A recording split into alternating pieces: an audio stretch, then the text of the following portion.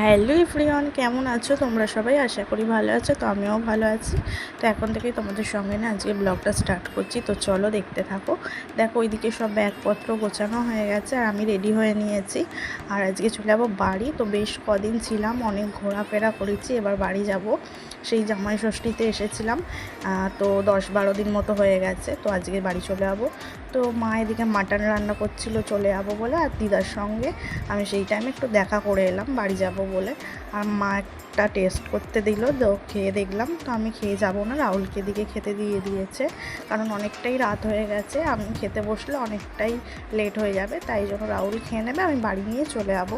তো দেখো বাড়ি চলে এসেছি, এখন বাজে ঘড়িতে 10:30 মতো। আর এসেই দেখো এদিকে খেতে বসে পড়েছি।